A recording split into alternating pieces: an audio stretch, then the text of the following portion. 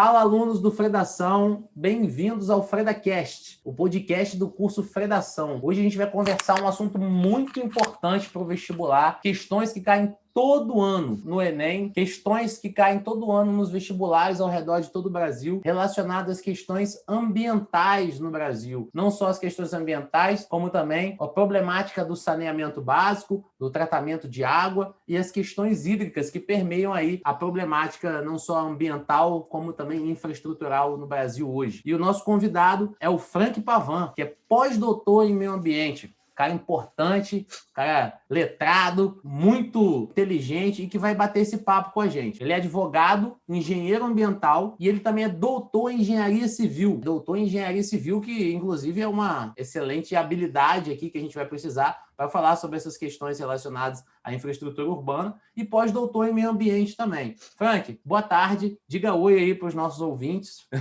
Olá, Fred, ouvintes do Fredação. É um prazer enorme estar aqui podendo falar para essa galera aí que está definindo a carreira profissional. Então, a gente vai ter aí um momento bem bacana para poder discutir aspectos e assuntos relacionados a meio ambiente, a saneamento, a planejamento urbano, e eu estou à disposição para tirar as dúvidas de vocês. Perfeito, Frank. Os alunos ficam muito em dúvida porque, como a gente estava conversando aqui antes de começar, muita gente tem dúvida na hora de entender os problemas, né? Os culpados pela continuação de vários problemas. Mas, para isso, você também trabalha como professor, né? Você é professor na Universidade aqui de Campos, do Luiz de Senza, não é? Sou professor do Luiz de Senza, da Universidade Cândido Mendes, da UFRJ, da pós-graduação, do mestrado do IFE. Coordeno um curso nacional na área de engenharia sanitária e ambiental. Ah, que legal, que legal. A engenharia ambiental é uma paixão, né? Porque você começou sendo advogado, depois foi para a área de engenharia, né? E quais disciplinas que você ministra nessas universidades? Nos cursos de direito, eu trabalho com direito ambiental,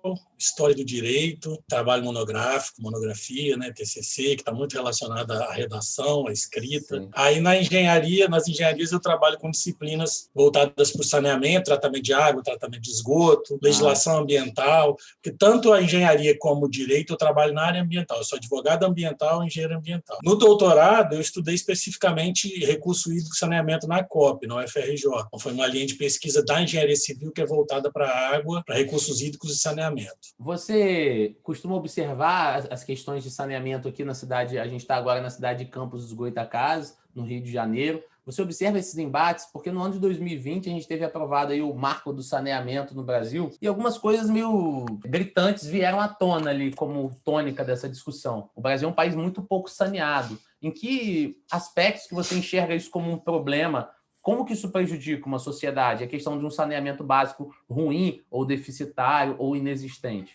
Acho que a gente tem que começar pensando que o ser humano sempre se compara. Nós fazemos comparação com outras pessoas, da nossa vida, da nossa família, e no saneamento não é diferente. A gente está sempre comparando o Brasil com outros países. E é muito comum a gente comparar a questão do saneamento no Brasil com de outros países. Nós temos uma série de variáveis aí que estão relacionadas ao problema sanitário, sem especificamente falar de imediato quais são, que é a questão do clima, da temperatura, da densidade populacional, da economia, da educação. Então, tudo isso pode estar relacionado, né, Fred? Eu não gosto de falar que está, mas pode estar relacionado à falta de infraestrutura de saneamento. Além disso, nós temos uma possibilidade, uma possível incapacidade técnica e econômica da gestão pública. Então, veja que problemas relacionados ao saneamento podem estar associados à população, ao clima, à temperatura, à formação geográfica de cada região. No Nordeste chove menos em algumas áreas, no Sudeste chove mais. No Nordeste nós temos uma densidade populacional maior em algumas regiões, no Sudeste menor. Então, onde chove mais, tem mais gente, precisa de mais água. Onde chove menos, tem menos gente, precisa de menos água. Eu estou falando de água relacionada a saneamento. Quanto mais gente, mais problema de saneamento ou mais complexo precisa ser o sistema mais de saneamento. Demanda, porque você vai precisar de água, você vai precisar tratar o esgoto, vai precisar gerenciar resíduos. E aí eu acho que a gente pode começar aqui já deixar claro, Fred, porque toda vez que se fala em saneamento, os leigos acham que saneamento é água e esgoto, né? O que é saneamento básico? tratamento de água e coleta de esgoto. O saneamento básico está associado a 4 diretrizes, que é tratamento e distribuição de água potável, coleta e tratamento de esgoto, gestão de resíduos sólidos urbanos, então o lixo do eixo urbano do município, e gestão do sistema de drenagem para não ter alagamento na cidade. Então, se falou em saneamento básico, se em algum momento cair um tema desse numa redação, já tem que pensar que saneamento básico é tratamento e abastecimento de água potável, que é aquele que a concessionária, a empresa que presta serviço lá para a sua cidade, Águas do Paraíba, SEDAI, SAAI, Sanear, a empresa presta serviço para o município, trata a água e entrega na minha casa. Isso é uma diretriz do saneamento. A outra, o esgoto. Coleta o esgoto na minha casa e leva para a estação de tratamento de esgoto. Outra diretriz. O lixo,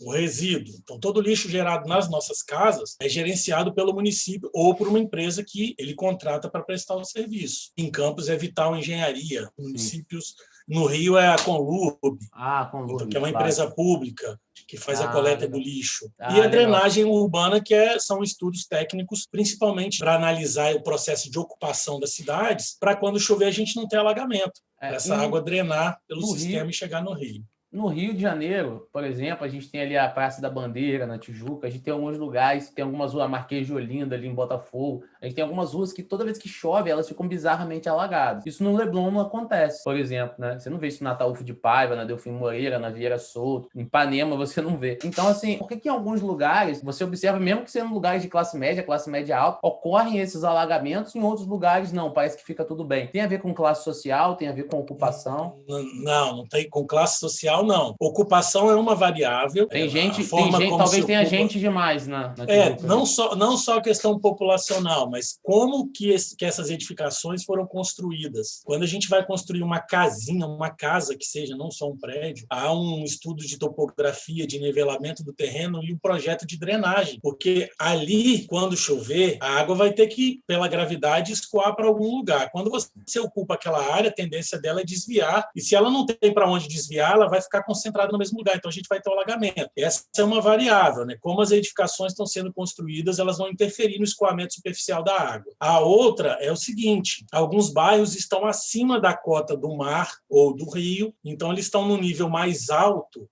que é o que acontece ali em Botafogo, na Praça da Bandeira. Ela está no nível um pouco mais baixo da cota, então assim, choveu, encheu o sistema de drenagem, alagou. Então, assim, é um conjunto de tudo. Não é só por estar mais baixo ou só por ter ocupação. Essas duas, eu estou colocando só 2 exemplos, né? Essas duas variáveis, elas são importantes quando se vai planejar uma cidade. E a partir do momento que a cidade já está construída, como que é possível evitar esse tipo de coisa? Por exemplo, o alagamento, tem que reformular o espaço urbano, o Estado tem dinheiro para fazer isso, é possível fazer, é muito caro. Como você enxerga isso a partir do momento que a infraestrutura urbana já está construída e o crescimento desordenado ali já aconteceu? Eu costumo fazer sempre analogia, porque a gente sempre conversa sobre isso, né?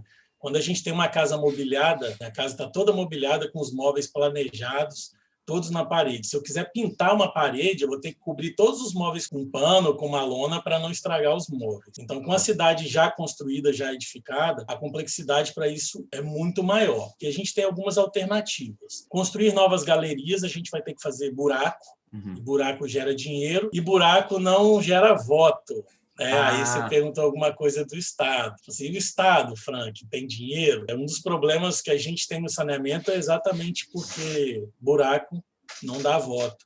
Gera irritação, né? Gera problema no trânsito. Ainda gera irritação da população que mora naquele local, no trânsito, temos que isolar as ruas. O que dá voto é praça, parque, sim, com certeza. Jardim, área de lazer, buraco não dá voto. Então, a gente vai ter que redimensionar o sistema de drenagem. Podem ser construídos piscinões, como tem ali na Praça da Bandeira, e muitas vezes eles nem dão conta, né? A gente chama de piscinão, mas são valas de drenagem.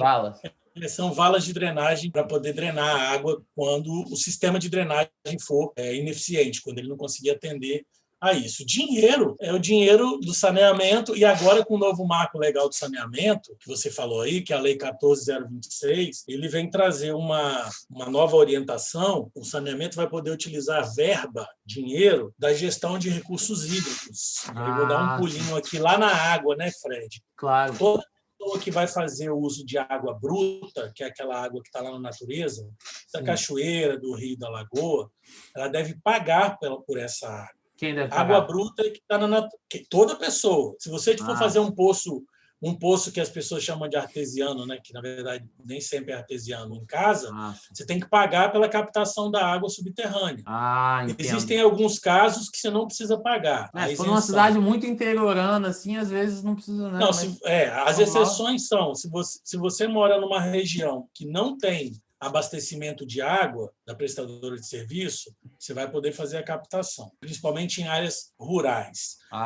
Sim. Essa água bruta é a mesma que a concessionária Águas do Paraíba, SEDAI e Sanear capta, ela paga para captar lá no Rio Paraíba do Sul, onde quer que seja, ela trata e ela vende essa água para a gente, tratada. Interessante, interessante. A água que chega na minha casa é potável. Eu estou pagando pelo tratamento que está sendo dado a ela. Águas do Paraíba, a empresa, Águas de Niterói, Águas de As qualquer grupo Águas estatais, aí, prestadora de serviço. sim. Ela paga, capta um volume metros cúbicos lá de água no Rio Paraíba, paga para captar o metro cúbico, trata e aí vende para a gente água tratada. A água tratada que chega na nossa casa ela é um produto. Inclusive, quando ela chega para a gente com uma qualidade inferior, Código de Defesa do Consumidor, que é aquela lei que protege o consumidor, Sim. ele permite que a gente questione essa qualidade da água judicialmente. Mas muitas dessas empresas não são estatais, de capital estatal? Não tem problema. Então, a gente meio que estaria contestando uma coisa que o próprio Estado está oferecendo a gente. Isso. Sim. E com o novo marco do saneamento, isso também foi alterado agora, né, Fred? Na verdade, assim, quem é responsável pelo saneamento no Brasil? Os municípios, as prefeituras. Isso está na Constituição Federal. Importante, A importante. prefeitura ela é responsável pelos 4 serviços do saneamento: água, esgoto, resíduo e drenagem. Muitas prefeituras, quase todas no Brasil, poucas têm essa capacidade técnica de atender a esses serviços. Então, o que elas fazem é contratar empresas para prestar o serviço. A SEDAI é uma empresa pública, mas a Águas do Brasil, o Grupo Águas do Brasil, já não é pública, é privada. Essa contratação era feita com uma coisa que a gente chama de contrato de programa. Agora, com a lei nova, licitação, há necessidade de licitação. Então, qualquer empresa, quando o edital for publicado, vai poder participar da concorrência, da licitação, para poder prestar o serviço. Então, até queria a sua opinião a esse respeito também, porque isso é uma coisa que divide muito até, não só em temas de redação, como em outras questões,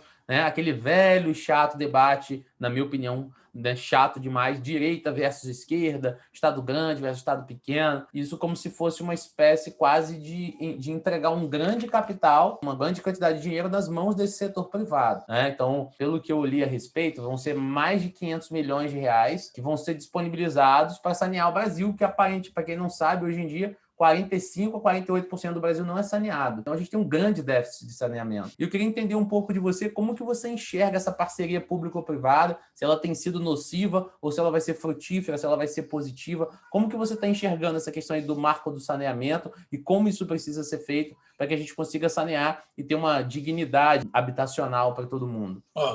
Sua última fala foi essencial para a minha resposta. Dignidade, você usou o termo de dignidade habitacional e eu vou falar em saúde. Saneamento significa saúde. A gente está tratando prevenção de doenças. Hoje nós temos 40 milhões de pessoas sem acesso a vaso sanitário. Que isso, cara. Se a gente pensasse, cara, tem gente que se você colocar um vaso sanitário na frente, não sabe usar. Caraca. Vai colocar uma planta dentro, pode até pegar água para consumir, porque não sabe utilizar o vaso sanitário, porque nunca viu um vaso sanitário na vida. A gente está falando de 40 milhões de pessoas que não têm acesso ao vaso sanitário. Se elas não têm acesso ao vaso sanitário, significa que elas jogam seus dejetos onde não tem onde jogar. Então, elas vão jogar o mais distante possível da casa delas, que pode ser o mais próximo possível da minha casa. Então, o saneamento está associado à saúde. O meu posicionamento a respeito disso é o seguinte: se vai melhorar o sistema de saúde da população com saneamento, seja público ou privado, para mim é diferente. Eu preciso que as pessoas tenham saúde. Existem alguns dados aí,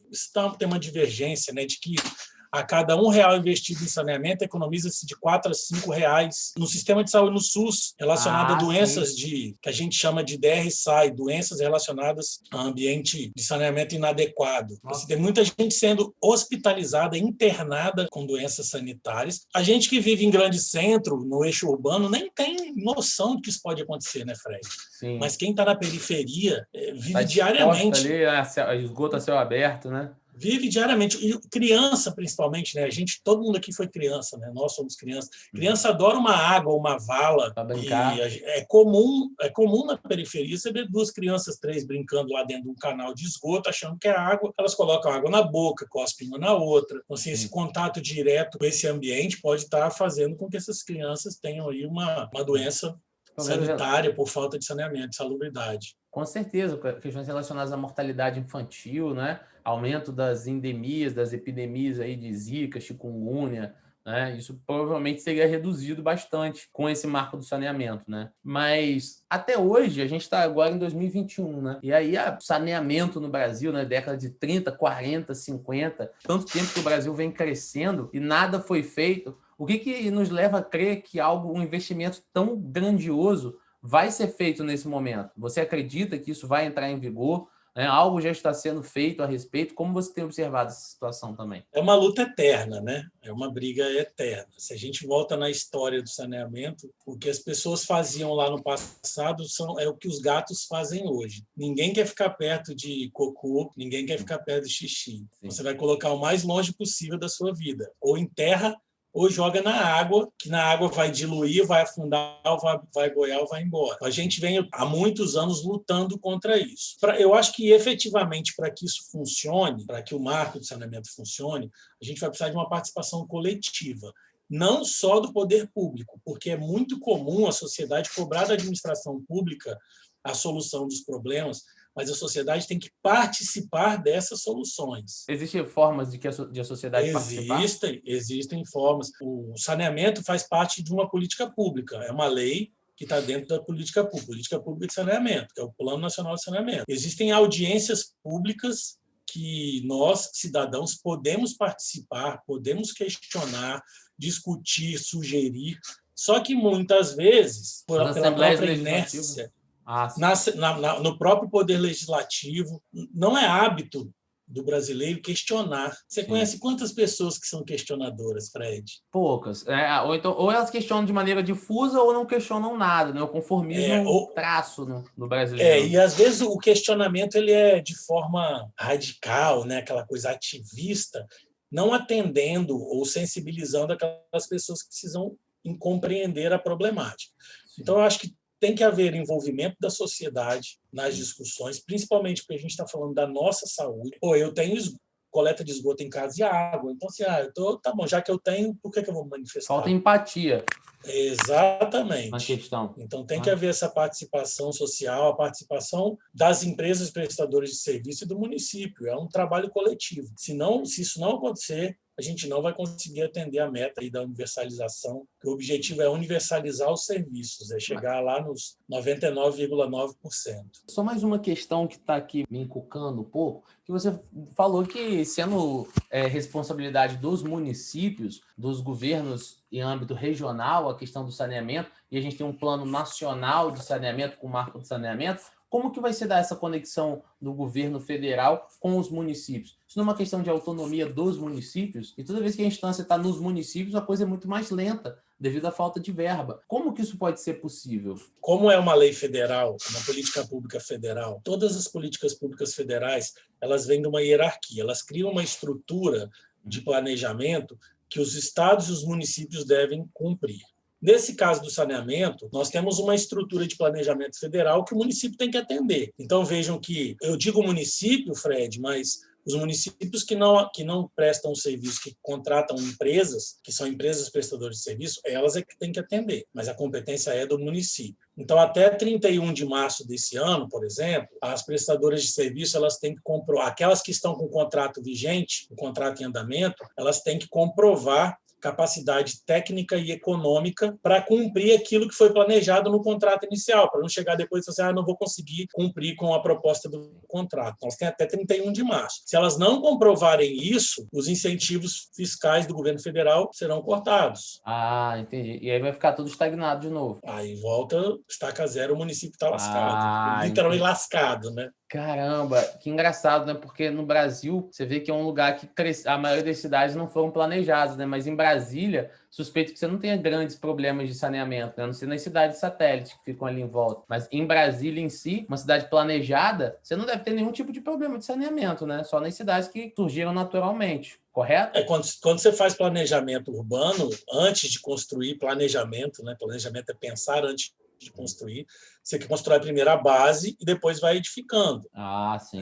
O sistema que está aqui embaixo, o sistema de drenagem, de esgoto de água, ele é dimensionado com um prognóstico, numa perspectiva de X anos, 35, 40 anos, já fazendo um cálculo censitário aí de evolução da população, né? Hoje nós temos tantas X mil pessoas, daqui a 30 anos nós teremos tantas mil pessoas. Então vamos dimensionar o sistema de água e esgoto para daqui a 20 anos. Ah, entendi. Só que planejamento, né?